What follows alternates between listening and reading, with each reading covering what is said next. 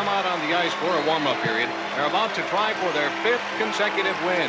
They're getting a good round of applause from their own booster club, who have traveled all the way from Charlestown to be here in Peterborough tonight.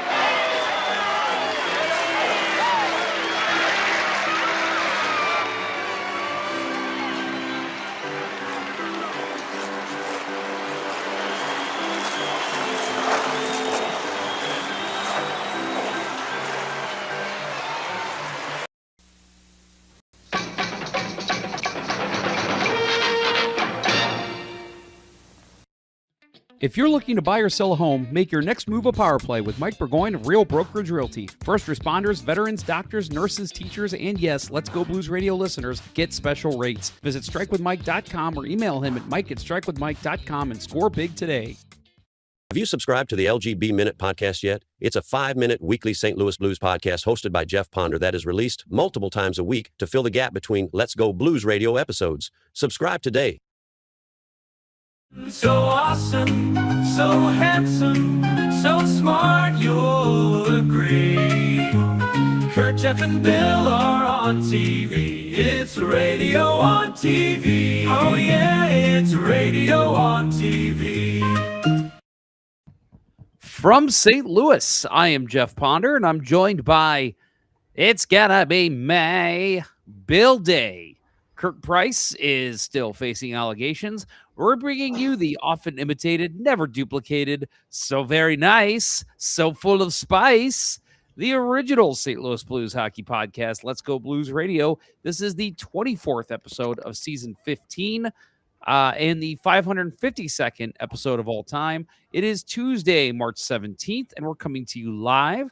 Tonight, some possible rule changes in the NHL will be discussed, as well as Doug Armstrong stepping down as the Team Canada GM, the Blues getting a 3rd star of the week in the NHL, all that and more on this superfluous episode of Let's Go Blues Radio.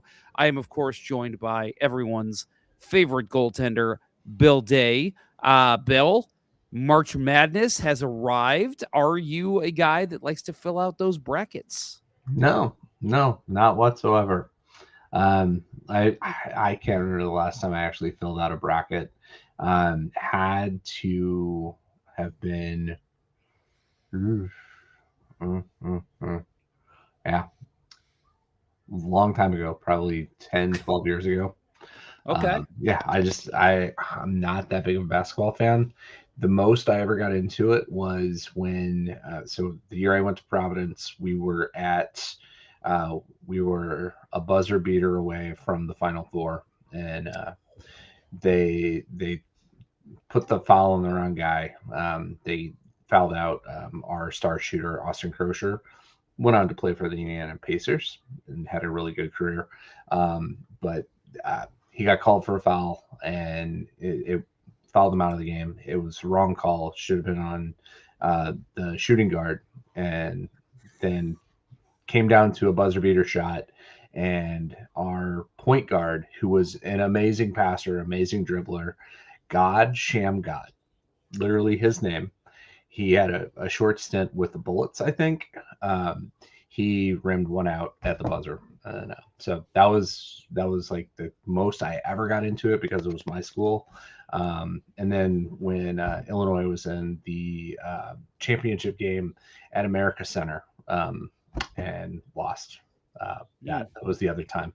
But I don't know.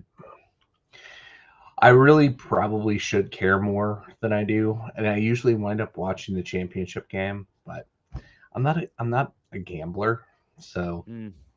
Yeah. So, first of all those names you just listed, you could have made all of them up, and I would have just been nodding along, like, "Oh yeah, that guy. I'm sure he was great." I promise they are real people, including Shamgod.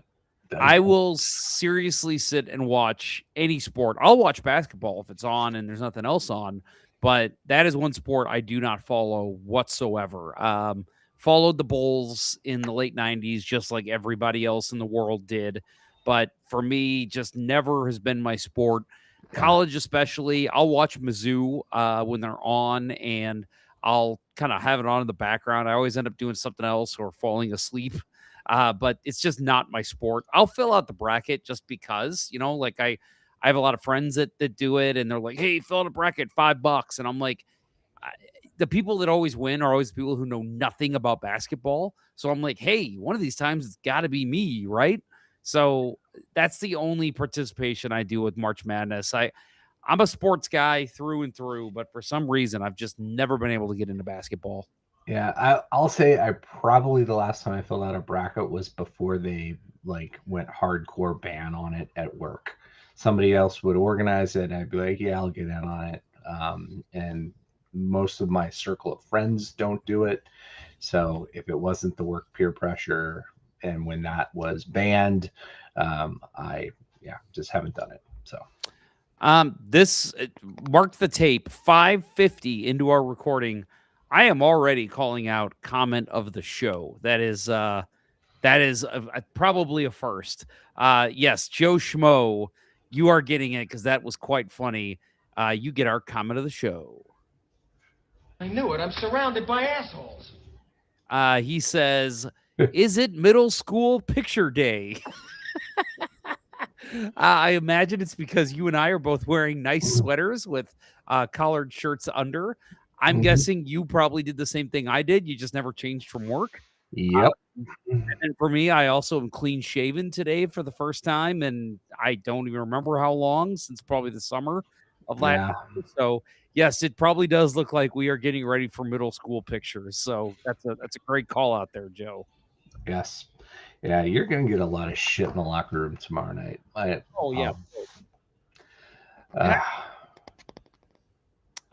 So let's see other comments we got here. Ken Morris, FBI have added Kirk Price to the list of missing persons, along with DB Cooper, Jimmy Hoffa, and that guy with the umbrella in the Zapruder film. Is there a reward for his location? Because I saw Kirk Price in the wild this weekend. You did? Oh boy, I did, and it was not at a pickleball court. It was post pickleball, and yeah, we were both at we both went clubbing as a plug to the podcast. As you guys went to people Sam's Club, people our age do, yes. Since we can't get a damn Costco on this side of the river, yes. And his comment to me was, "You want one thing?" Because I literally was walking out with one thing in my head. So let me guess what it was. Hang on. Was it a bottle of liquor? No. No. Okay. Yeah, I often go in there for one thing too, because I literally live 4 minutes from a Sam's. Right. So I'm like, I'll go in and just get a gallon of milk or, bananas or whatever, just because they're so much cheaper there and you get so much more. And yeah, I've done the same thing, so I don't blame you, Bill. Yeah. What were you getting? I buy my shampoo in bulk. Nice. That's the way to go. I like it. It was a bottle of shampoo, but when you do the math, the price per ounce is so much cheaper than buying it at a regular retail store. So well, you gotta take care of that beautiful flow you got going there. So yeah, it looks great. I have a pregame haircut tomorrow, so it's something to see how that works out. Yeah, Ken Morris, the Costco chicken is what I buy. Yeah, my wife and my mom both love the Sam's rotisserie chicken.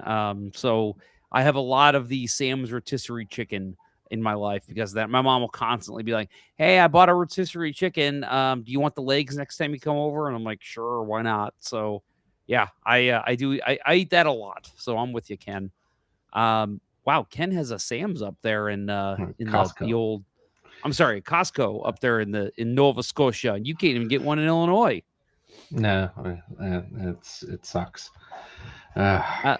So speaking of Nova Scotia, I actually co-hosted the Puck podcast again this week, and Hart Stoffman, who lives up in Nova Scotia, Lake Echo, actually, Ken, if you're familiar with that area. He was also on the show. He's a longtime listener of the Puck podcast. And he was funny because he was telling me that he actually plays ball hockey with a gentleman named Wayne. And the way he started telling me about this was he was like, Yeah, so we have I play hockey, or I play or I know a guy who's a big Blues fan and loves Let's Go Blues Radio up here in Nova Scotia, and I'm like, oh my gosh, does Hart know Ken? And but no, is this gentleman's name was Wayne, and so Wayne, if you're listening, just want to give you a hello and thanks for listening. And yeah, and Ken says he knows Lake Echo.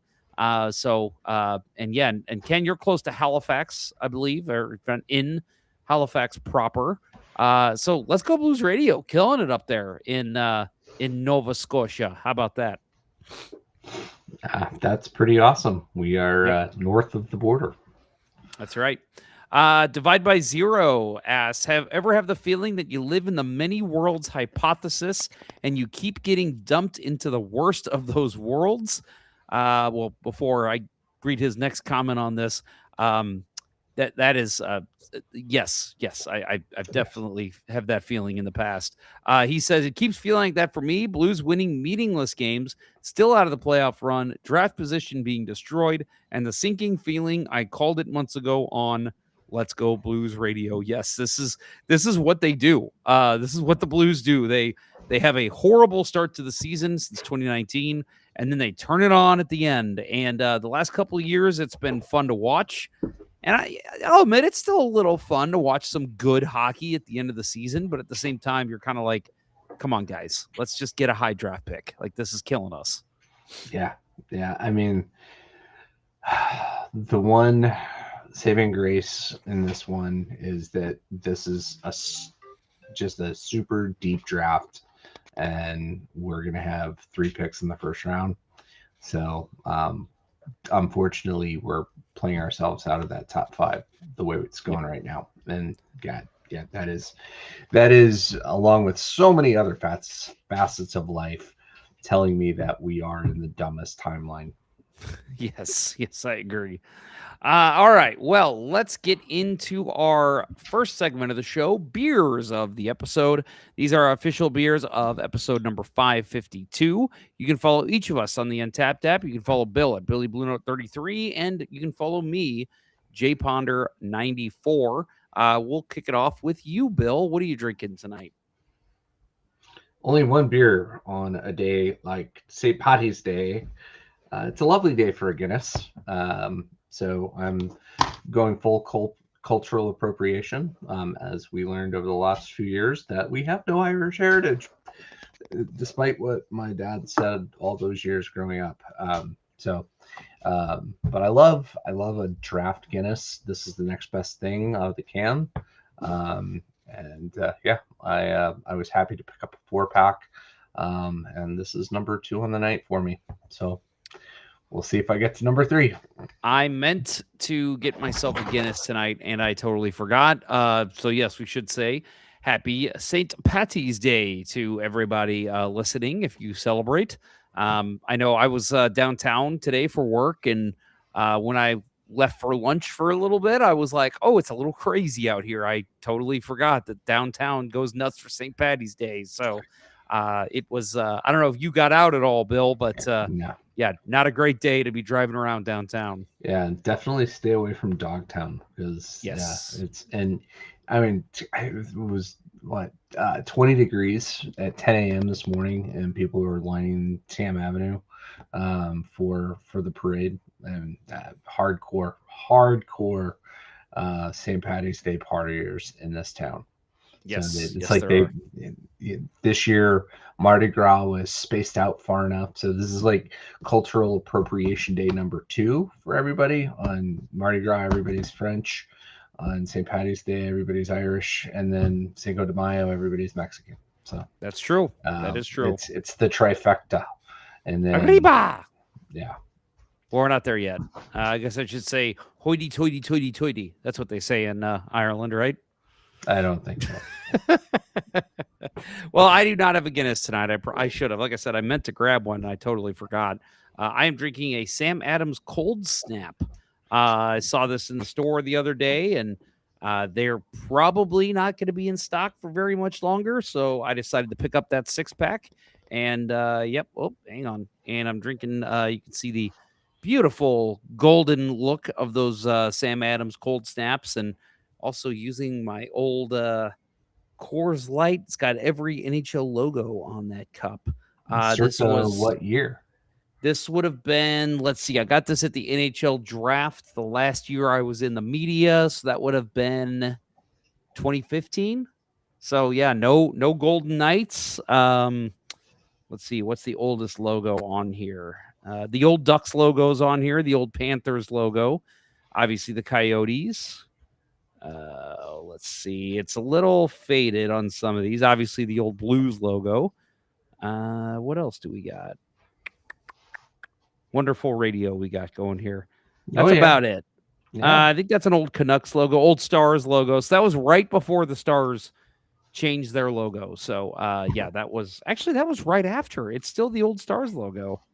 That I never noticed that before because they changed it was before I moved down there. So that would have been 2013. And I know I got this cup in 2015. So yeah, that I'm gonna reach out to Coors and say, your cup I got that's 11 years old is a misprint. Give me a new one. You're going to Sheldon Cooper them. There you go. There you go. All right. So opening story for the St. Louis Blues here on Let's Go Blues Radio. Jimmy Snuggerud was named the third star of the week for the week ending on Sunday, March 15th. He recorded 3 goals and 6 points and a +5 rating across 4 games. He sits behind New York Rangers forward Alexis Lafreniere and Dallas Stars goaltender Jake Ottinger, who are named the first and second star.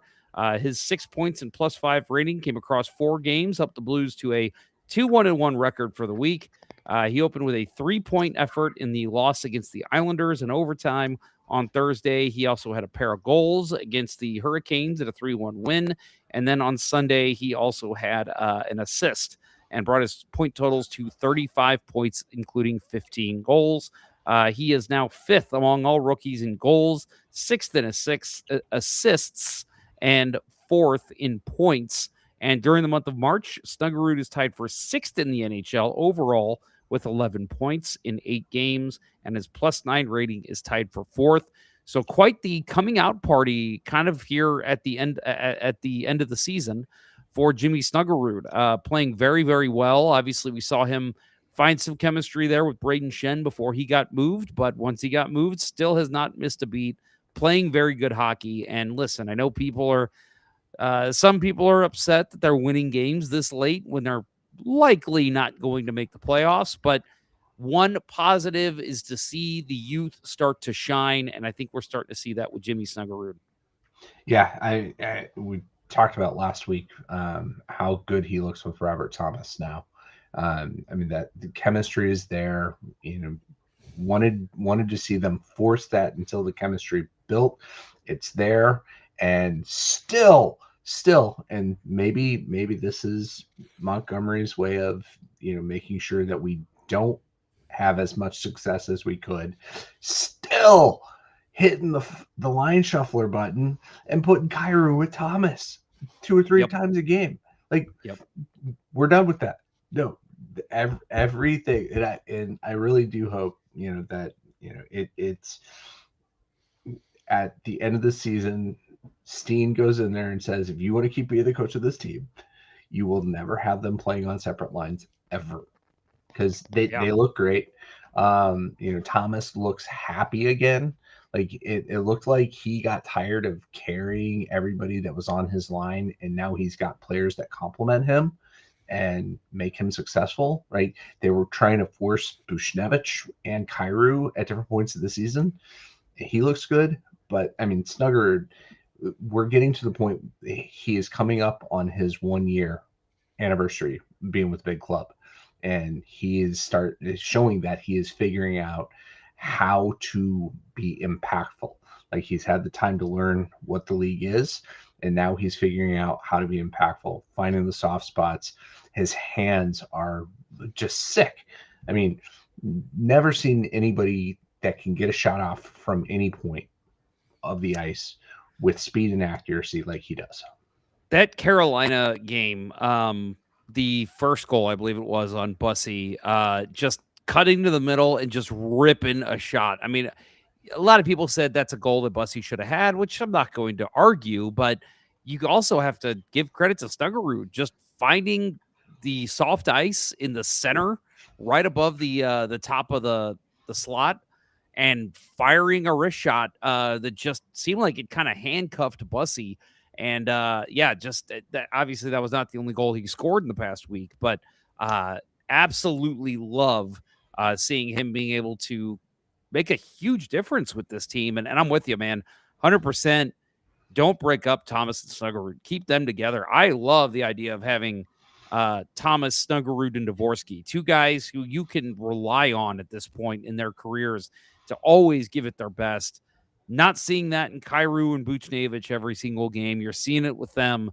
Keep that confidence up for Thomas. Keep him playing with some of these young guys who are hungry to score goals and be a difference maker on the team, because when you put those three out there together, you do see a lot of laziness in the second period out of that line, just because that's just, unfortunately, I hate to say it, but that's just how two of those players are on that line. So Right. You're not seeing that when Snuggerud and Dvorsky are out there. Right. What wound up being the game winner in the Jets game, just terrible decision by Kyrou. A terrible defensive play along the boards, and just Yep. barf. And then let's see. Ken Morris says, I've been impressed with Snuggy's defensive play. Mhm. And then, a couple different talk here about, let's see, Joe Schmo. Snuggy's the most valuable scorer we've had since Vladdy. If not wholly, he's going to score a boatload of NHL goals. I don't want to shoulder that that type of stock on him yet, but yes, he looks like he's going to be a prime scorer in this league.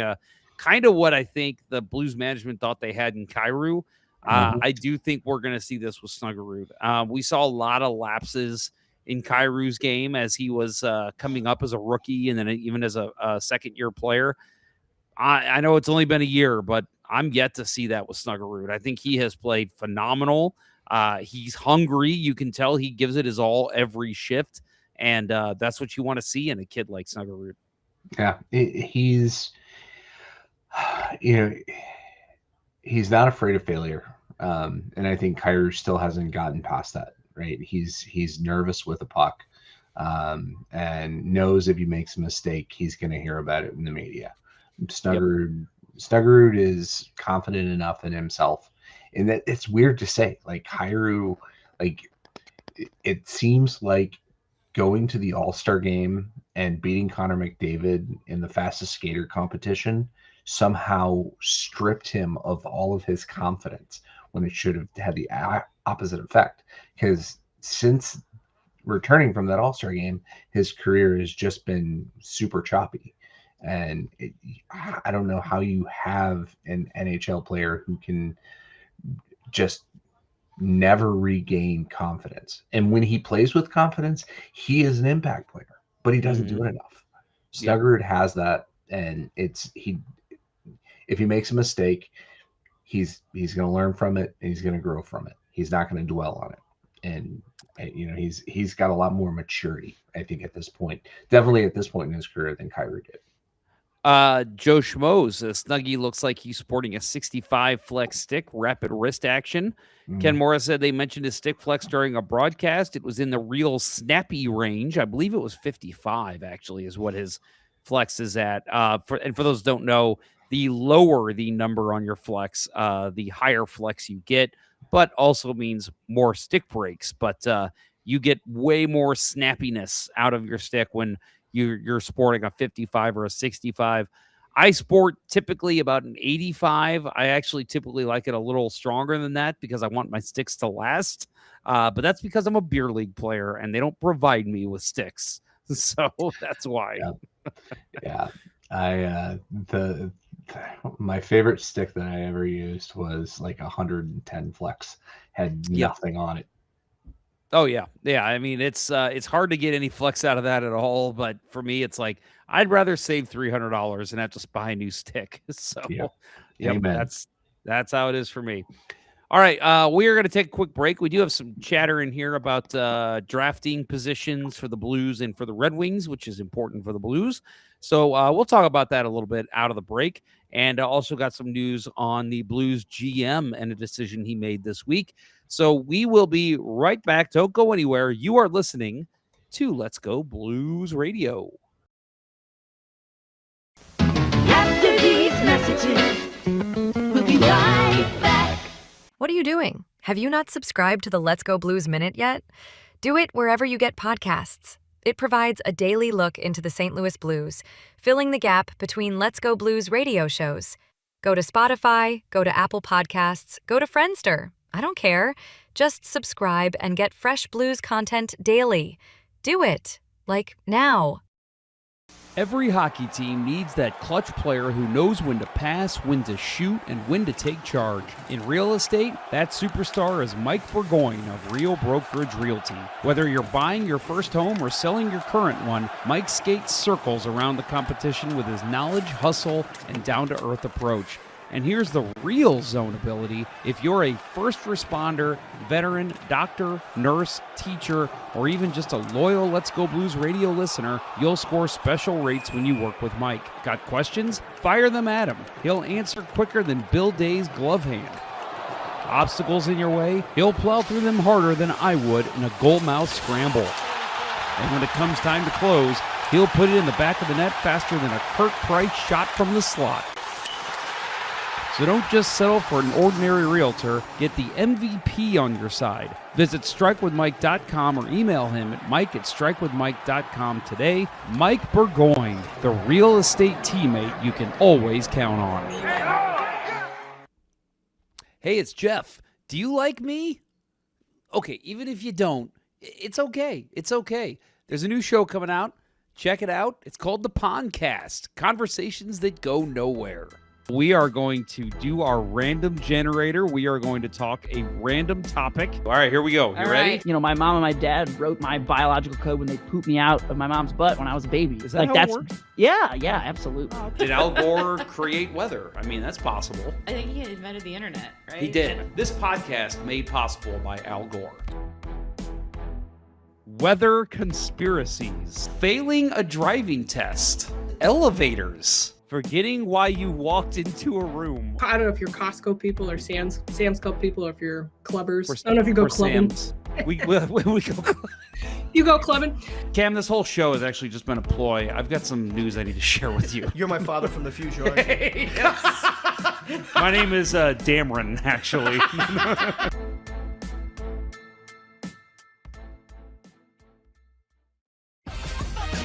And now, back to Let's Go Blues Radio, the longest running St. Louis Blues podcast with Price, Ponder, and Day.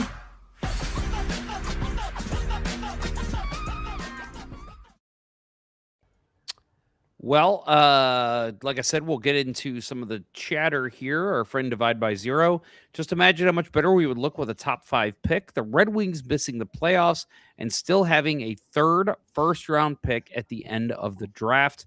And he reminds us the Red Wings pick is not protected. So, yes, that is something I'm watching very closely. And I openly said it on the Puck podcast, to which I know Red Wings fans that listen to that show were not happy to hear me say that I'm rooting against the Red Wings to miss the playoffs. Which, you know, I mean, don't get me wrong. I will always root for the Red Wings to not make the playoffs. But this year especially, if they could somehow miss the playoffs and then get a high pick because winning the draft lottery from the Red Wings, that would be incredible. Imagine if the Blues picked like 7th and 8th. I mean, that would be, I'm hoping the Blues pick higher, but if they could get a very high pick from the Red Wings, that would also be very awesome to see. And then obviously they also get the Avalanche's pick from that deal with the Islanders. So 3 first-round picks this year. And hey, potential, right, Bill, that if they do get a pretty high pick there with the Red Wings, maybe if the Blues do end up doing well and getting, you know, let's say 11th, 12th, you know, because they did well at the end of the season, maybe you package a couple of those picks and move up in the draft. So we shall see.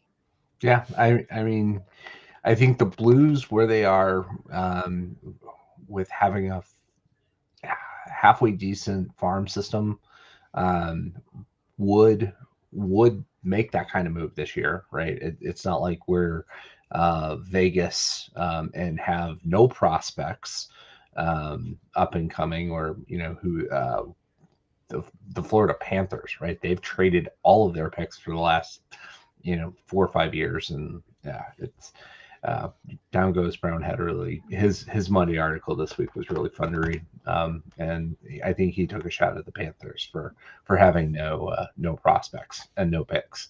So I think you do that, and so if you want that scenario to play out, you are now a Columbus Blue Jackets fan and an Ottawa Senators fan. As we sit right now, Detroit is second wild card, tied with Boston at 82 points. The Columbus Blue Jackets, with a game in hand, are at 81. So the Bruins have the tiebreaker on the Red Wings, according to ESPN. The Senators have 2 games in hand. So.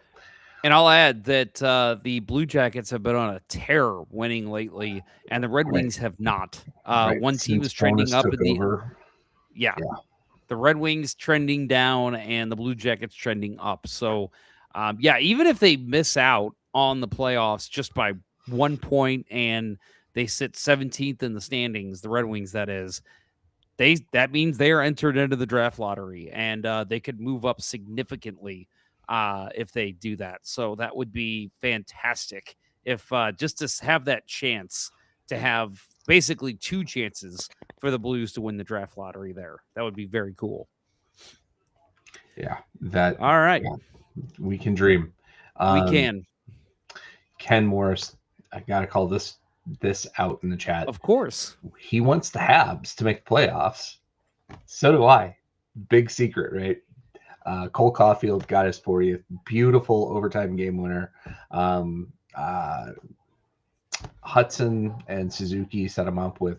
Hudson did a great job controlling the puck in the Bruin zone. Suzuki got open. Caulfield snuck in the back door and had an easy tap in for goal number 40. Beautiful game winner. Jakub Dobish looked really good. Got second star of the night tonight. So I don't think we're going to see Sam Montembeault anymore down the stretch. It's going to be two-headed monster of Fowler and Dobish. And like I said last week, I want Fowler to take the reins. I believe it was Pierre LeBrun who says he thinks Fowler will be the starter in the playoffs. Yeah, I want that. I totally want that. The game here in St. Louis, where Biddington got his lone shutout of the season, Fowler looked equally as good, except for the goals he gave up. Yep.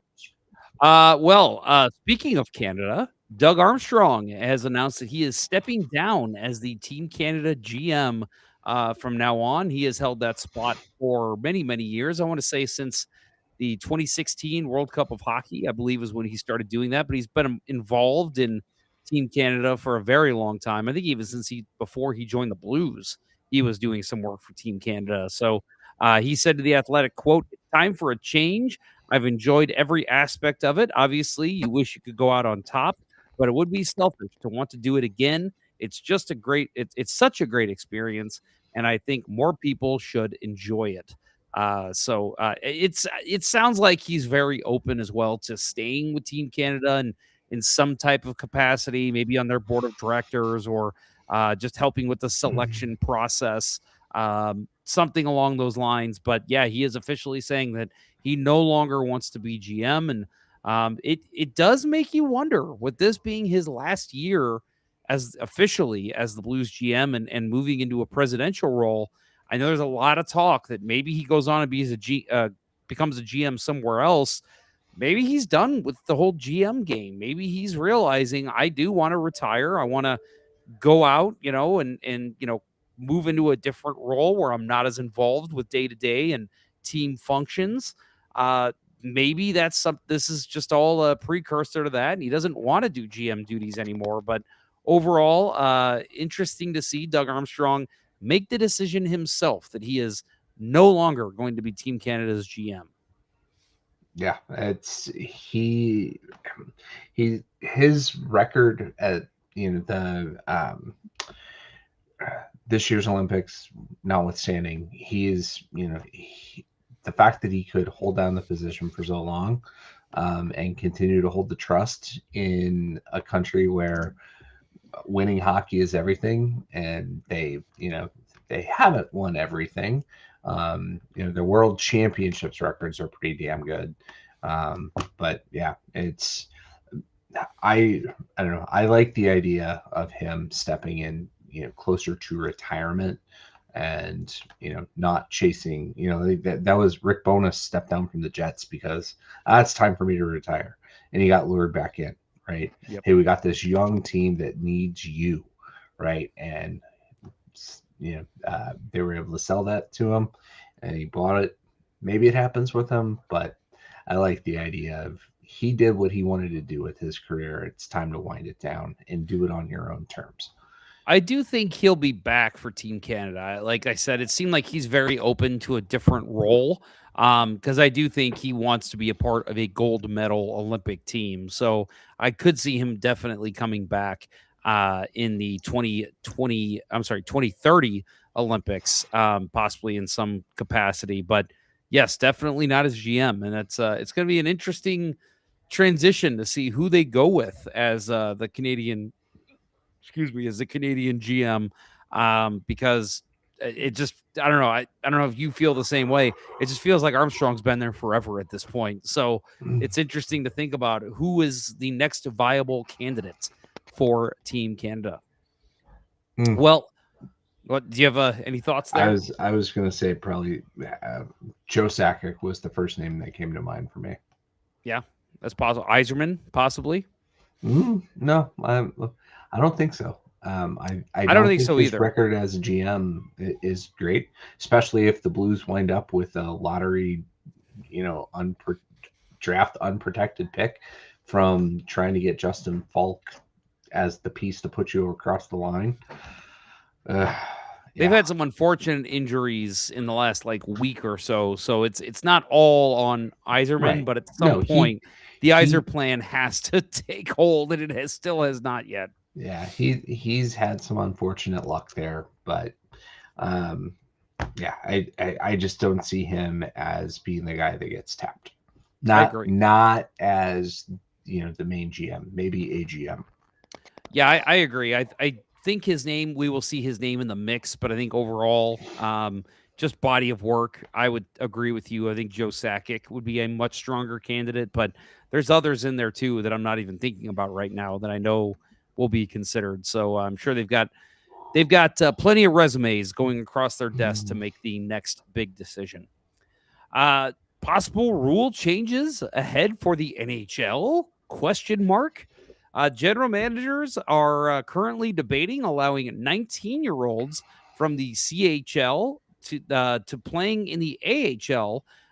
The league and the NHLPA are working to draft language for change and agreement effective next season. So this is something they want to take hold very soon. The league is actually working with the CHL and the NHL Players Association to draft language for a change in the NHL-CHL agreement to allow for at least one and potentially more 19-year-olds per NHL team to play for an AHL affiliate. The current NHL and CHL agreement prohibits teenagers from the Ontario Hockey League, Quebec Maritimes Junior Hockey League, and the Western Hockey League, who have been drafted by an NHL team from playing in the AHL. So this is something that we talk about every year. I remember just a couple weeks ago, somebody was saying, oh, why not just call up Juracek? Well, they can't because he has to finish out his season in the CHL.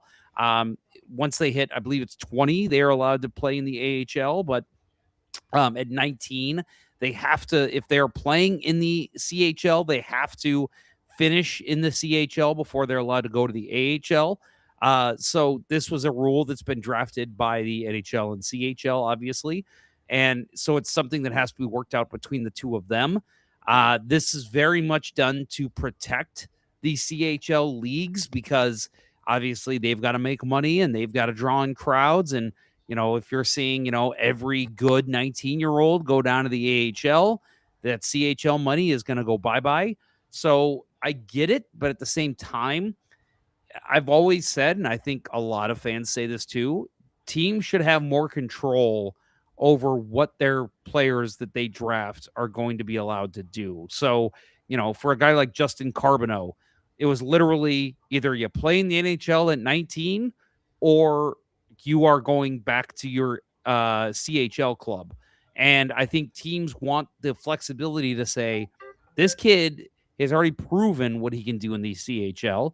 He's not ready for the NHL. We'd like to put him in our farm team. But again, like I said, they don't have that option right now. So there's rumors that basically every team would be allowed kind of one player kind of like on a buy to where it's like, hey, we want this kid on our junior or on our AHL team. So a Justin Carbonneau or a David Juracek, if this deal were in place, maybe one of those guys would have played in the AHL this past season. But again, they were prohibited from that. So interesting to see that this discussion is coming up. It's been something I think fans have speculated about for a long, long time. There's a lot of money that gets exchanged from CHL to the NHL and vice versa. So I think the CHL is obviously very opposed to this, but the big moneymaker is, of course, the NHL. So I think they get kind of final say here, and CHL is just going to have to say, okay, we'll deal with that.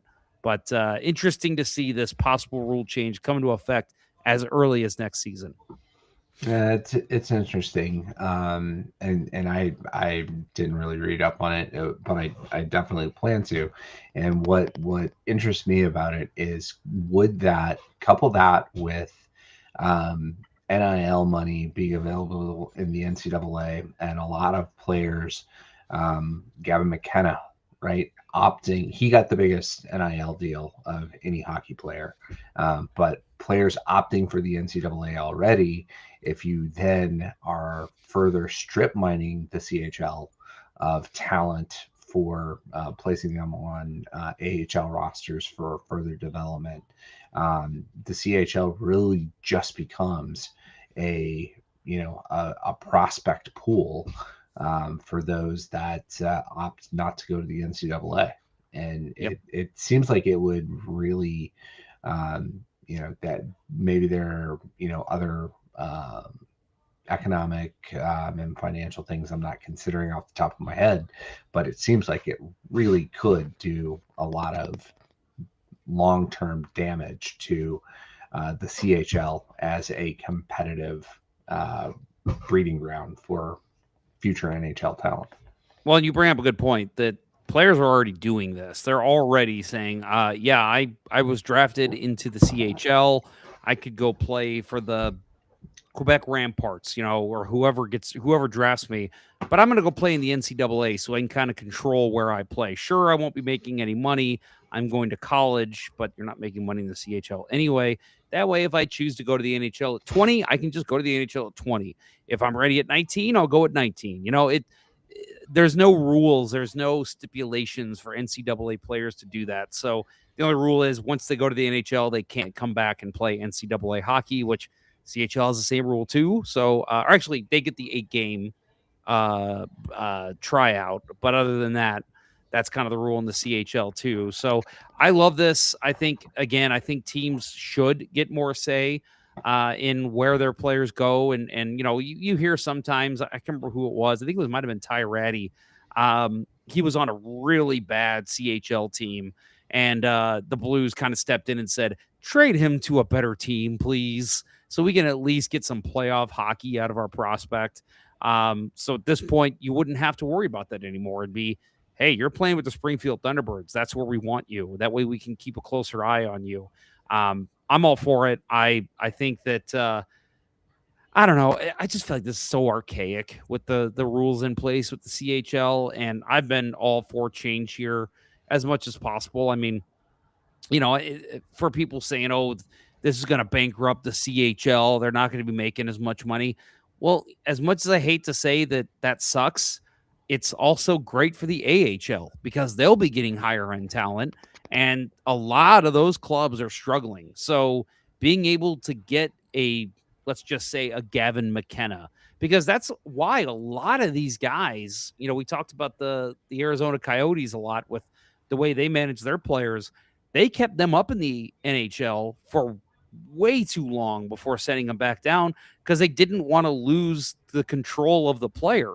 So a guy like, was it Kyle Turris, who was up at 18, that was like, they literally said, we don't want to send him down because then he's going to have to go play in the CHL. And they didn't want that for him. So they kept him in the NHL even when he wasn't ready. This type of situation would stop that kind of BS. And I'm all for it. I think, let these teams have more control over the players that are their future. So yes, all for it. Good job. And I hope the NHL gets this done. Couple more rule changes in place that are in conversation. All that I saw was for goalie interference. It's yet again a discussion. It's been a discussion every single GM's meeting for the last 15 years. All I saw is that they're revisiting it again.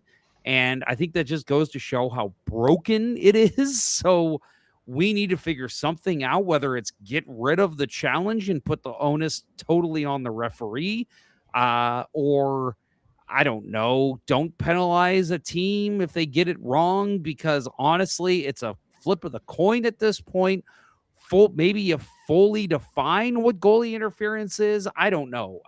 Something needs to be done there. But yes, that is always going to be a discussion, I think, in these meetings.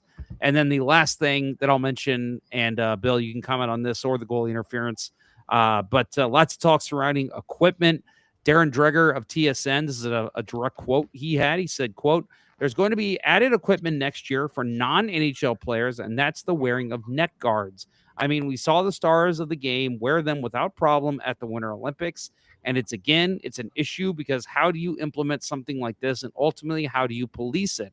And my understanding is they're just going to use the rule book and how specific it is to visor wearing and the way you properly have to wear the visor. So they're going to use that rule to enforce not only the visor usage, but also the mandatory neck guards for next year. So we could see some of those improper equipment penalties early in the regular season," end quote. I get to a certain extent what Drager's saying here. I think it's silly to ask, how do you implement it? How do you police it? If they're not wearing a neck guard, then they get a penalty.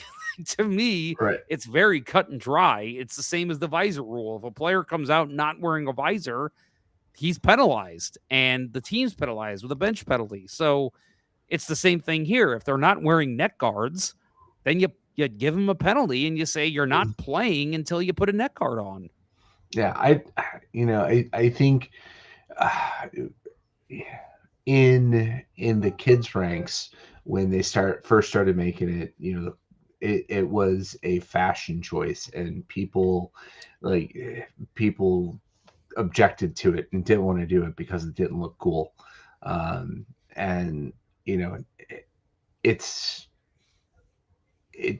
That's not going to be the same thing in the NHL, right? You might get chirped, but if everybody has to do it, that goes away. And you're not going to put your team, in a position to be penalized because you're like, I just refuse to wear this, right? Maybe there are a few players in the league that would do it. Thinking Tyler Bertuzzi,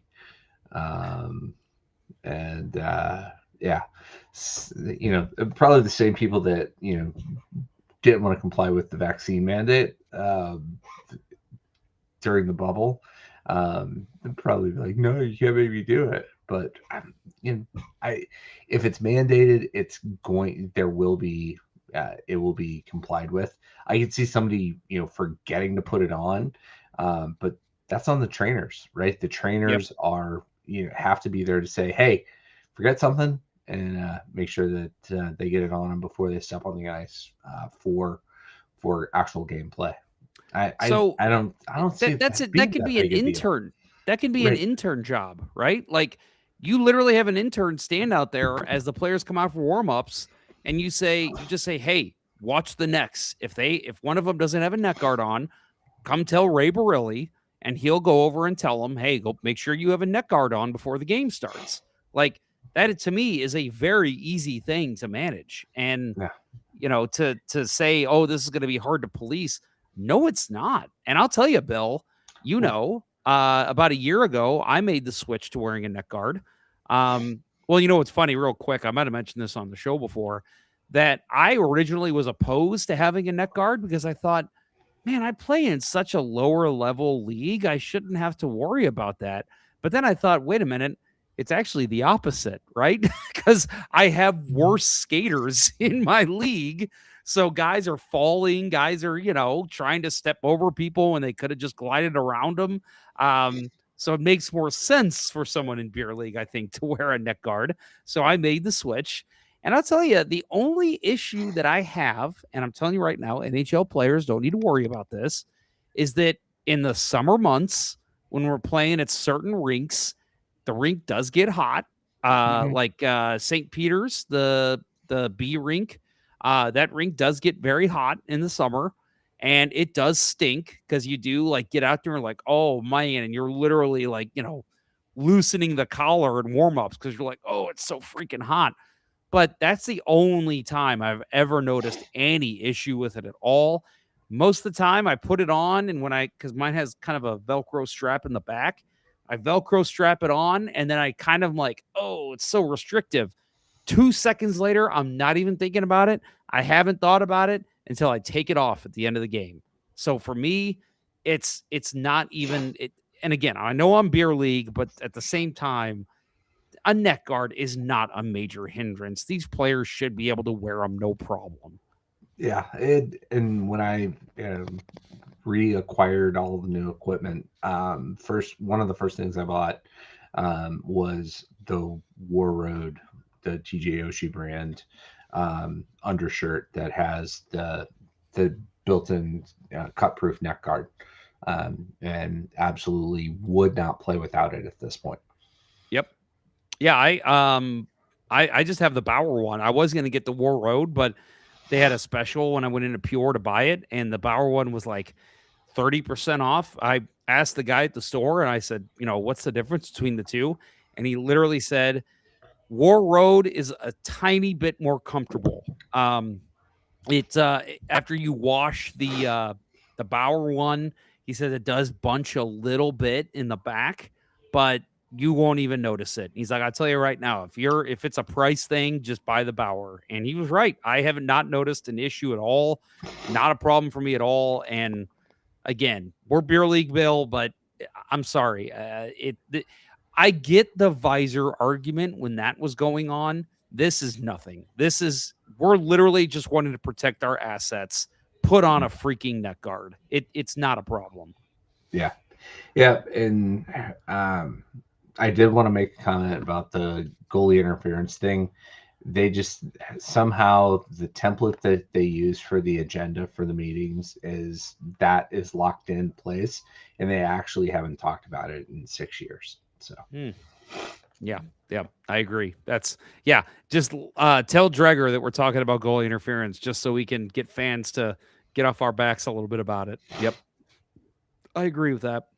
Well, let's talk specifically about our St. Louis Blues. Let's talk real quick playoff odds. So last week, you might remember, we mentioned that they were at 1% chance of making the playoffs.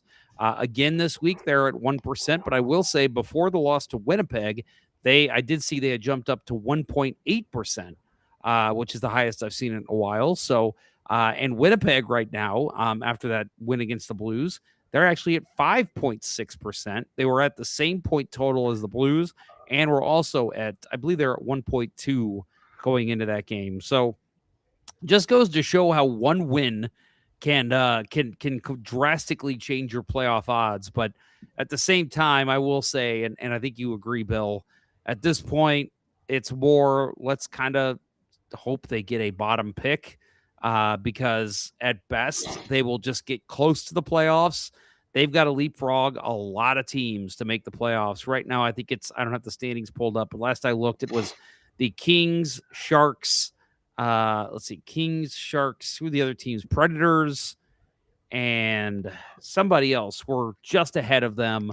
And then Seattle and Utah are holding down the wild card spots pretty significantly over the Blues at this point. So for me, I do think that it is a moot point to be talking playoffs for the Blues. But again, as we've said, crazier things have happened. Yeah. The speaking of Utah, they had a really nice, solid win against Dallas last night. Caught the very tail end of that and was shocked that Dallas looked so poor. Yeah, they've been on a roll. I think they had what, a 14-game point streak or something, and Utah ended it. Yeah, that was something. So Blues. This graphic drives me nuts. I'm trying to find the Canucks, and they're at 0%. Yeah, that's what they have been officially knocked out, right? I don't believe officially, but their odds are like less than 0.1%, and they only round off to the nearest hundredth, so they're at 0%. I believe the Rangers are too, that's another team that I've been seeing fans get upset about, fans of the Rangers, because they have been playing very good hockey. The two of the hottest teams in the NHL right now are the Blues and the Rangers, and both teams are like, fans are like, just stop playing well. And it's funny because neither of those teams' logos are on this graphic. Yeah, that's true. Yeah, I don't see the Rangers on here at all. The Blues are in the far left. Yeah. But yeah, Rangers and Canucks, last I saw, were both at 0%. And like I said, Rangers playing well. That just shows how far down they were for a while. So in the past week, the St. Louis Blues have gone 2-1. And they started off on Thursday with a big win over the Carolina Hurricanes. We kind of mentioned it with Jimmy Snuggerud's game, but they extended their point streak to 6 games in this one. Jordan Binnington, that was his best game of the season, outside of the Olympics, if you want to make that case. But to me, that was his best game of the season. You want to disagree? What else you got? Can you think of another one? The Montreal game where he got the shutout. Oh, yeah, he did play really well in that one, too. Okay. Well, we'll say this was his second best. I'll give you that. The Hurricanes outshot the Blues 13-2 in the first period. And third period overall, though, I think that was his best period, even though he played very well in that first. He made a couple really nice saves on, one was on, I believe it was on Stankoven, and then the other one was on the 2-on-1 with Svechnikov making the pass across. And again, I'm drawing a blank on who it was that shot it. I should have put it. Aho, with Sebastian Aho. Yeah. It was a 2-on-1, and he did his patented slide across, cover as much of the net as possible. He made a later save with a kick save late in the game. And this is the Jordan Binnington we wanted to see all season, and played very, very well in this one. And obviously, making 12 saves in the first period and then 11 in the third period. Very good game for Binnington in net. Yeah, he had time to prepare a save of the week, it was going to be down between the one save you mentioned on Aho, where he got back and his skate kept the puck out of the net, just with that push back to the post, or the save on Iafallo late in the Jets game. It's very similar, except it was a glove save. So he's Binnington looking super strong. I really do think that it's Hofer's crease going forward, but Binnington saying I'm not ready to give it up, and love seeing the compete in him. Yeah. And yeah, I mean, if they're going to be a 50-50 tandem, or something closer to that, I'm all for it. If he's playing this competitively. The only goal he gave up was the Jankowski goal. I thought that was legit in terms of a goal against. He made the play where he kind of ducked out of the whatever the hell Tyler Tucker was doing, and slid back across, went across the crease, and put it over Binnington, who was outstretched. And just again, I thought Blues defense was a little rough in this one. Not as bad as they've been, but not great in this game. And again, Bennington with 31 saves in the game and really bailed them out and played very well. Dylan Holloway, 2 assists in this one. He now has 8 points during a 5-game point streak, which is ridiculous. Again, the Dylan Holloway we expected to see earlier in the season. And Brandon Bussey, the other guy in goal, lost consecutive starts for the first time this season. This was a discussion on the Puck podcast I had with our friend Hart in Lake Echo, Nova Scotia. He brought up that he thinks Carolina is having some goaltending issues going into the playoffs. Yeah, and it's like, you kind of thought Brandon Bussey was taking the reins and running with it, but at the same time, this is an older gentleman. He's not a 21-year-old phenom. I think he's 27 or 28. Yep. He's been around the block. And so in Providence for several years, and it makes you wonder. And, obviously things are going to fall on Rod Brindamore, the head coach, but it does make you wonder, should they have gone out and tried to get a Binnington or a Bobrovsky and missed out? And again, we'll see them kind of falter in the playoffs. Yeah, the price probably too high for either of those guys. And you're not going to make a goalie trade unless it's going to be a big splash at the deadline. And they put their confidence in Buss, as they call him there, Carolina. My a good friend of mine, former roller hockey teammate here in St. Louis, is a transplant to Raleigh and big Hurricanes fan these days. And we have a text group that only occurs when the Blues and the Hurricanes play. And so that got revived. And I had mentioned at the beginning that I had just dropped Bussy from my fantasy league going into that week. And he's like, how could you do that? Like, his numbers since the Olympic break were not good. No. And he looked fine in this game. A little shaky, like you said, on the Snuggerud goal. But he seems to be coming down to earth at the wrong time of the season for those guys. So agree. And Joe Schmo in the chat says here, Tyler got traffic coned. Yeah, I will say that's one player I hope we do not see past this season. I'm glad.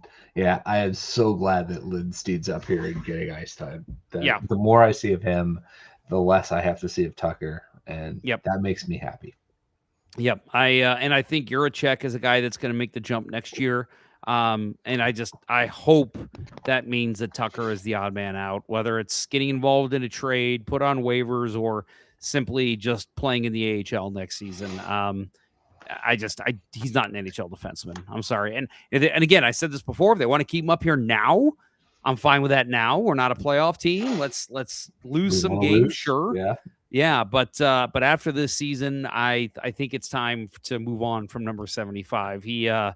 He looks very lost out there, and it's very apparent. And other teams salivate when they see him hop over the boards. So, let's nip that one in the bud. Friday, the Blues won this one in overtime against the Edmonton Oilers, 3-2. They are now 6-0-1 in their past 7 games. Thomas got the overtime goal with 9 seconds remaining in OT. He extended his personal point streak to 9 games, including 6 goals. Cam Fowler got a goal and assist in this one. Joel Hofer, you mentioned the tandem. Goaltending to me has been, and I'm not saying they were a major issue in this team throughout the season, but both goalies are hitting right now. I think that is a major difference. They're not just playing well enough. They are stealing games. They are playing very well. Hofer, 36 saves on 38 shots on this one. And also going to show how good the goaltending has been. St. Louis went nearly an entire period of play without a shot on goal. Dylan Holloway had the last shot of the first period at 13:15, and the Blues didn't get another until Jordan Kyrou put one on goal at 13:01 of the second period. So they were 14 seconds away from an entire period without a shot. And just come on, boys. Yeah, the offense has not been clicking. Yeah, no, that the first half of that game was just completely dominated by the Oilers. It was the Dry and McDavid show. I mean, the first goal, Kapanen with the great setup by Draisaitl, no look pass through the slot. Otto Stenberg, I thought, had his worst game as a Blue this year. He completely checked out on Kapanen.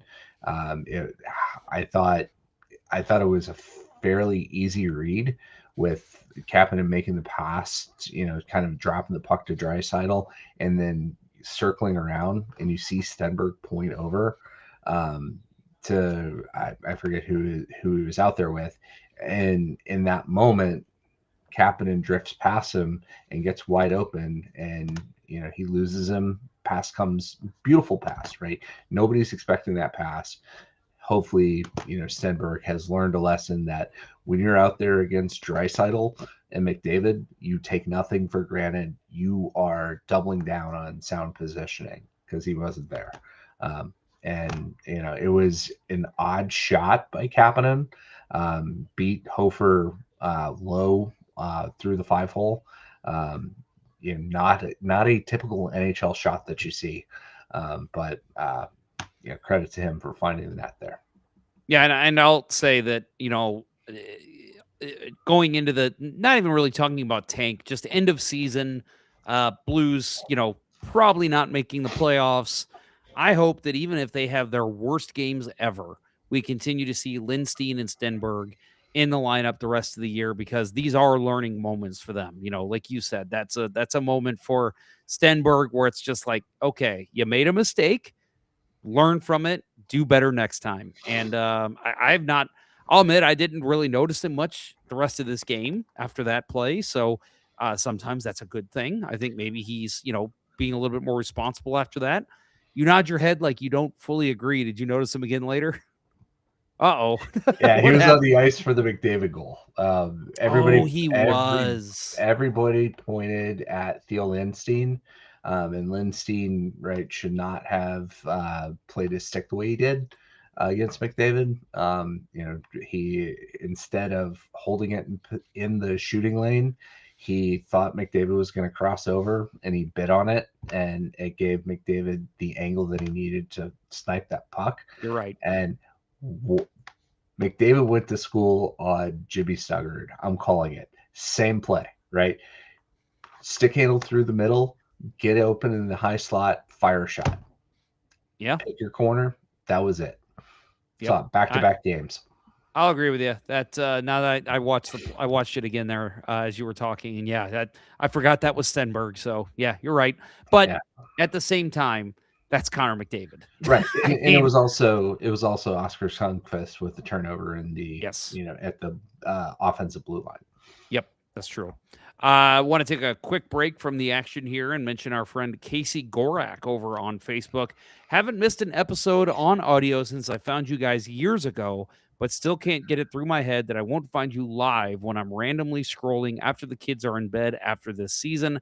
Thank you, boys, for what you've done. I know it's random, but probably going to have to bail on the live in a minute, so wanted to let you know. Casey, I really, really, really appreciate that, and you've been an awesome follower. We've chatted with you many times on Facebook Messenger, and again, mean that to all of our fans here. Again, I love what Bill said when we made that announcement. We're not leaving. We're just changing formats, so you will still be able to find our audio episodes, and at least once a month, you'll be able to join us live for shows too. So just not a lot changing, just tweaks, little tweaks. And but thank you, Casey. We appreciate that. Bill, 100%. We mentioned the McDavid goal. I think we both need to raise a glass because I know we both love, even though it was against our boys, the goalie assist. Connor Ingram gets a goalie assist on that one. Yeah, that's he's gonna wind up being their starter in the playoffs. They have already said he is their starting goalie. Yeah, Tristan Jarry, that experiment failed. and I'm rooting for Connor Ingram. You know, he had his player assistance stint, and you know, guys kicked around, right? Did you know that he played a game against the Blues for the Nashville Predators? I did, actually, because I saw that when I was looking up his stats, and I'm like, what? And I actually looked up the highlights of that game and watched it, and I was like, oh yeah, I remember this game. That was Connor Ingram. Yeah, he looked really good. The two goals, the tying goal and the winning goal, absolute snipes off the post and in. He had every other square inch of the net covered except where those pucks absolute hit the perfect spot on the pipe to go in. Beautiful goal by Fowler. Sundqvist did something good, won the faceoff, screened the goalie, and great job by Fowler. And then that overtime winner. Well, that was a thing of beauty, wasn't it? Yeah, and I'll admit, I loved Kyrou just kind of taking charge and driving the net that started that play, and I don't think he got a shot on goal, but it was still a very smart play. He did. He drove the net, got a backhander, and Ingram made a really good kicks paddle save, and Blues recovered the puck. Thomas recovered the puck, and the dish to Fowler and back to him. Oh, nice. I love that play from Thomas too, because again, like we said this about him before, he's got this reputation of being a passer, and you know that when he's kind of skating around that circle there, that he's looking for a pass, but then he just puts it on net, and I really think Ingram was like, oh shit. You know, like, oh, there's a shot coming from number 18. And, and it was a good shot. It wasn't a surprise, but to me, it's just kind of one of those, it's just kind of one of those reminders like, oh, yeah, Robert Thomas can shoot the puck very well, too. Right. He stepped out into the slot and kind of off his left foot, rolled the wrists, and, just inside the crossbar. Crossbar and post. God, that was beauty. I like, it's one of the first times this season I jumped out of my seat like, fuck yeah, that's a win. Yeah. Oh wait, we don't want to win. God damn it. Yep.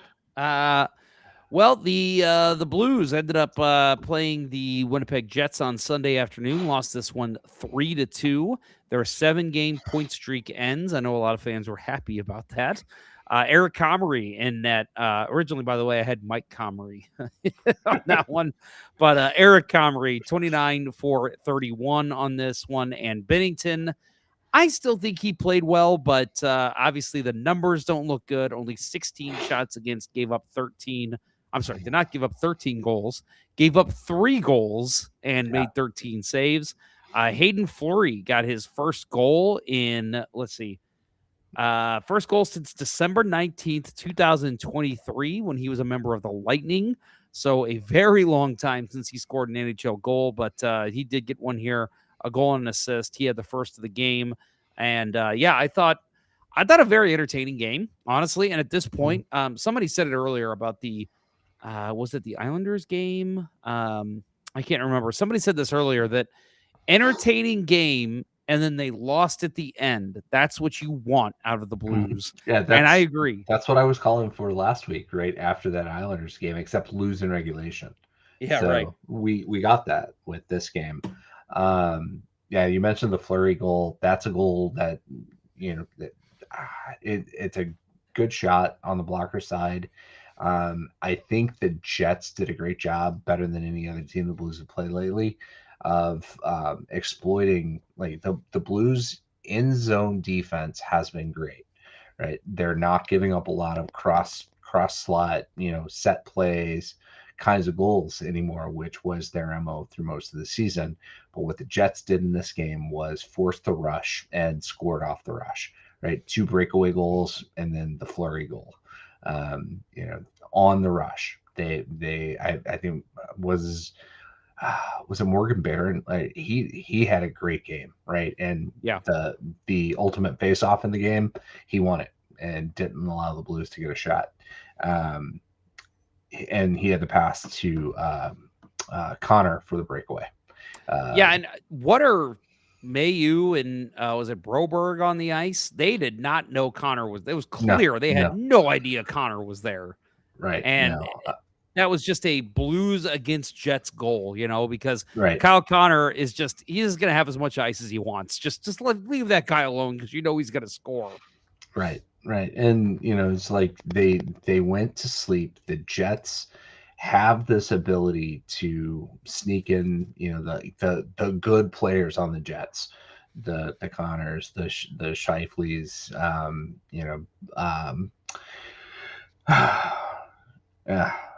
I'm blanking on their former captain, who's since retired, former Gopher, former Bruin. Yeah, see, I do this every week now. Blake Wheeler. I'm on the wrong side of 50, folks. But yeah, like every time we play them, especially in that building, like for the last 5 years, one of those guys gets 3 breakaways of the game. Yep. And it's a bad trend. Like I said, the Blues defense otherwise was really solid, except giving up too many rush passes and got beat with the Scheifele's goal. What was every player on the ice seemed to have a brain fart? Kairu's not a great pass from behind the net, but wasn't bad. Kind of slid it up the boards, and there was 2 Blues there, Suter and Fowler. And they both just, I don't know. They both just kind of thought, I guess maybe the other guy would get there, but then Scheifele got there and breakaway. Fowler couldn't keep up with them. That goal was frustrating. The Hayden Fleury goal, not a great goal for Bennington to give up, but they give up that goal. It's the Jets. They're going to score on the Blues because that's what they do. But then when Scheifele gets that breakaway, it's how did that even happen, guys? Like, wake up. And again, I know we're rooting for the team to lose, but for me, it's like I still want to see solid play out of your veterans. And for me, that was one of the biggest blunders I think Suter has made all season. But definitely one for Fowler, who I am very concerned about because like I said, his new contract has not even started yet. And he is he scored the other game, which is great. His offense has been okay, but man, defensively, he has not been one of the Blues' stalwarts, which he was very good last season. Yeah, I think his play when play gets established in the Blues defensive zone has been a lot better, but the rush, right? Wasn't always the best skater, and now he's on the wrong side of 33, right? Mm-hmm. So slowing down. So him getting beat on the rush is probably a thing we're going to see a lot. But yeah, at the end of the day, right, the Blues had a chance at the end of the game to win a faceoff and potentially tie it, and they fell short. So again, exciting game. We lost in regulation against a team that we were neck and neck with. God bless Chris Kerber and Joey Vitale, the optimism sales people of the year, going into this game, talking about how close both teams were for the playoffs. And the Blues have made it interesting, but nobody really wants that, right? Nobody really wants this team to go on a run and make the playoffs. Well, I will say, if they go on a run and make the playoffs, I would love it. I'm all for it. But I just don't think that's going to happen. Right. I think at this point, it is better, because if it's like we're going to make a run and we're going to finish 1 point out of the playoffs or lose it in a tiebreaker being outside looking in, I don't want that at all. But I'll admit, if we get in, I'm one of those people, even if you get in to play the world beater Avalanche, I don't care. I'm still in the playoffs. I'm still going to love watching playoff hockey with my team in it. I'm fine with that. I just think it's too little too late at this point for the Blues. Yeah. The Kings from 2013, that was the 2011 Kings, and the Columbus Blue Jackets when they knocked out the Lightning. Yeah. You never know. It really is. Once you get in, anything could happen. Yeah. And then they got swept in the next round, I think, by Boston. Either Boston or Carolina. Carolina. I think it was Carolina. I think you're right. Yeah, because that's right. Because that's how it was. It's the first time it's ever happened. One team swept in the first round. That team ended up getting swept in the second round. And then that team that swept that team got swept in the third round. First time that's ever happened. And I'm like, man, that is so crazy. The fortunes that year. Yep. In the game, in the third period, and again, kind of a nice cliff note for the Blues here. 2 third period goals. They were down 2-0. Unfortunately, the Connor goal came in between them, but Dalibor Dvorsky had a nice goal off a Jonathan Berggren pass on a 3-on-2, and then Dylan Holloway scored late. This is a team we've seen that when they get down by 2, they get down by 3, then 4, then 5, and to see them kind of battle back a little bit and hang with it. And I think they outshot, they outshot Winnipeg 16-6 in the third period. This team definitely had some fight late in the period. So again, a good omen, I think, for this young team hoping to make the jump in the next couple of years with some of their younger guys getting some experience this season. Yeah, and you mentioned Jonathan Berggren. He had 2 really great games in a row, I thought. The setup to Pius Suter in the Edmonton game for the first goal, like totally looked off the defenseman who bit, and Suter was wide open. And then the pass to Dvorsky here, Blues had a 4-on-1. Turn the tables on the Jets, pinching too much, turnover, and led to a 4-on-1. Great patience to wait for the defenseman to go down, and then Dvorsky did the right thing, going to the back door, perfect pass, tap in goal. Loved it. Yep, I agree. Well, Blues do play 2 of the worst teams in the league coming up. Actually, 3 of their next, actually all 4 games coming up are against non-playoff teams, but the Sharks are in the mix. But Wednesday, they play the Calgary Flames in Calgary at 8:30. Then Saturday, they play the Canucks at 6 o'clock in Vancouver. Then they come home Tuesday on the 24th, play the Washington Capitals in what might be, and is likely, Alexander Ovechkin's final game in St. Louis. That is at 7 o'clock. And then on Thursday at 7, they play the San Jose Sharks. I have not looked at our hockey schedule, as I say every week, Bill. It's Monday next week. Yeah. So we will probably have a show, I would guess, on Wednesday next week. So that'll be the 25th.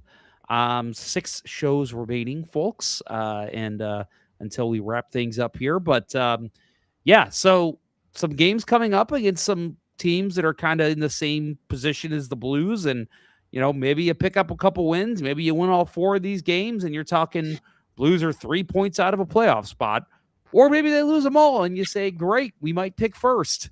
We'll see. It's interesting how this season has gone for the Blues. Yeah. There was a good comment a little bit ago I meant to call out. It was scroll. Something about it may have been Mayu top line equals Ivar Stenberg. I don't think it was it wasn't Mayu. I saw that. It was something about Tucker, I think. Yeah. There it is. I think that's it. Yep, there it is. Tyler Tucker getting 18 minutes of ice time equals Ivar Stenberg. That's what it was. From our friend D Brown SS. Yes. Yeah. I agree. Yeah. Well, I think that's it. That's all we have. I did real quick. I apologize. One more thing. I'm gonna Jeff Ponder you one more thing, and I apologize to you for being too busy to do anything with the outline before the show. But I think we have to at least mention the fury around the Radko Gudas hit. Oh yeah. And all of the Connor McDavid rallying around fellow superstar Austin Matthews. And this is when you were talking about the rule changes. This was like, I think that was Austin Matthews or Connor McDavid, trying to get the GMs to say, look, the player safety has to evolve at this point. I mean, those were really his comments. And I thought the hit was what you would expect from Radko Gudas. But I didn't think 5 games was enough, right? The guy's a heavy hitter, but that's, like if he's taking somebody out along the boards, I'm fine with it. But going knee on knee on a superstar, that should have been 8 to 10 at least. And of course it's going to echo harder because you took out the captain of the Toronto Maple Leafs. But yeah. Well, and I'll say what I said on the Puck podcast. Eddie Garcia asked me any defense for Radko Gudas on this play. And the only thing I can say about it is, as someone who's played defense his whole life, a big part of it sometimes is you want to get big. You want to play big as possible. And if you watch that play, you see Gudas really stretch his body, even as a big man. He's stretching his body to take away as much ice as possible from Austin Matthews, who's clearly one of the best pure goal scorers the NHL's ever seen. And so that's the only defense I'll give him, though. You have to be aware and be in full control of what your body is doing.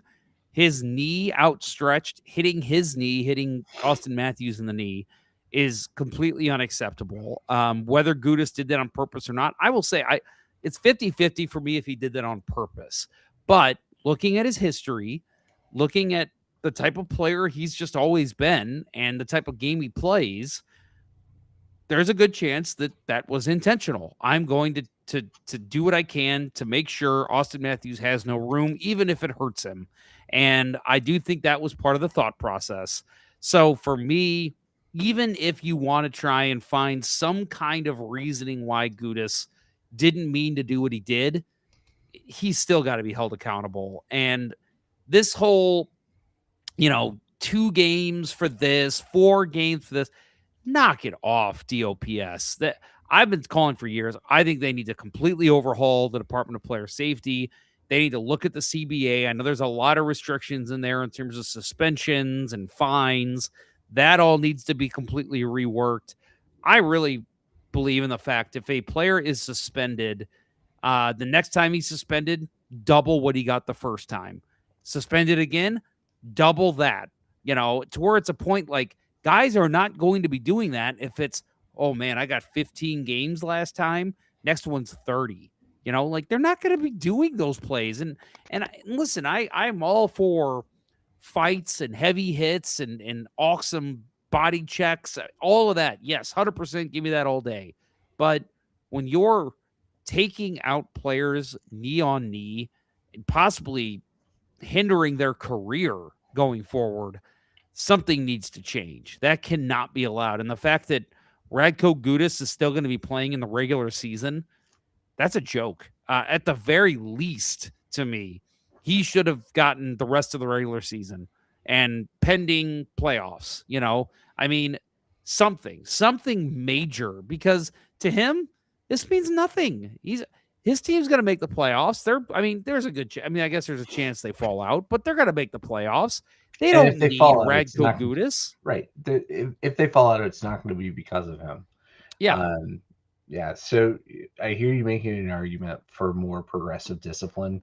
And it has its merits, but I don't think it's something that can be consistently applied. But what I would like to see is, once you get to the post-trade deadline period where teams aren't able to, bring in reinforcements, that things are much more severe. When you are in the stretch run and you take out another player for the season, you're done for the season. right? If it is deemed to be a dirty hit, the punishment is you also miss the rest of the season. Yeah. I don't like the whole, well, he should be out as long as the player is injured. I've never agreed with that. I think that's silly. But to me, like, and especially because we always hear whenever they announce these suspensions, well, we decided to make it a little bit more because he's a repeat offender. So what, you gave him one more game than you would have given him? Like, give me more than that. Give me at least 3 or 4 more games because they're a repeat offender. Because Gudas is. I heard some stat the other day that he's been suspended from like 30 NHL games in like 7 different suspensions in his career and forfeited over $1 million at that point. And it's just like a guy that's playing on the edge that much and going that far over the line. They need more repercussions for what they're doing, and they're just not getting it. Right. I think that's Rafi Torres, right? He was the guy that, everybody was calling for him to be banned from the league once he got to that final suspension. That seems to be extreme. But if a guy is going to repeatedly come in front of you as the disciplinarian, at some point you gotta make a drastic call. And I think didn't he wind up getting 30 games for his last suspension, and pretty he sure was on good behavior for the rest of his career. Yep. I think that shows that it was effective if that was the case. But yeah,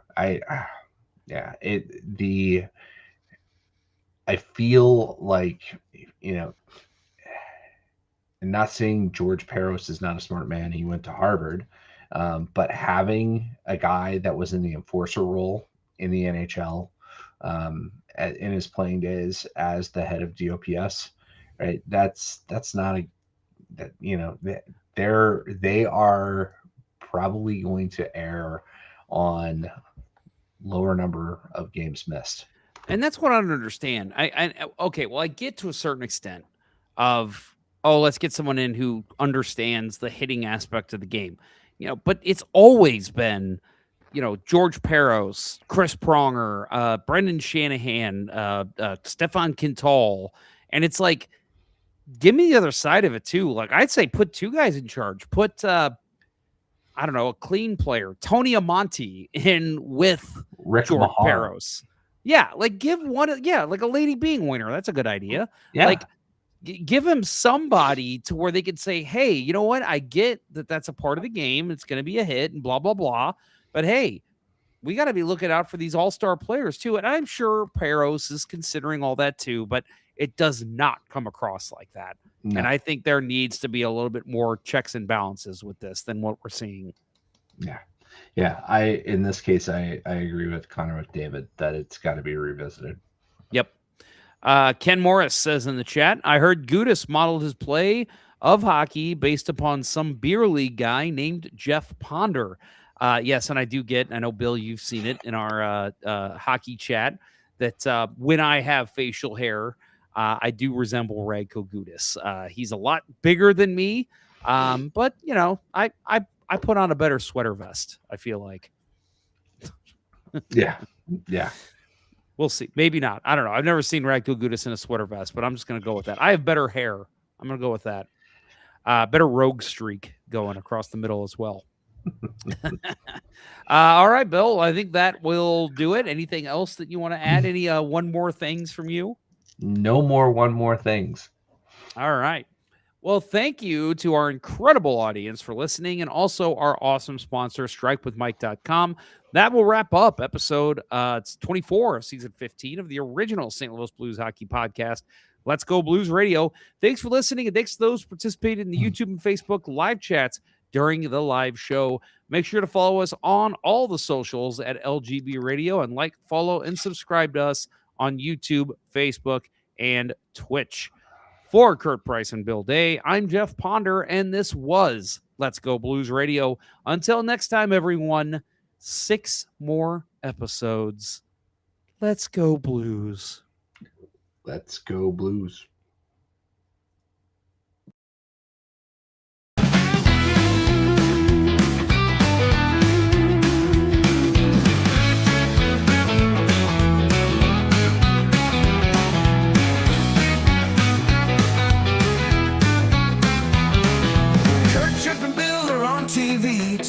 St. Louis Blues hockey, moving fast, can't catch the beat.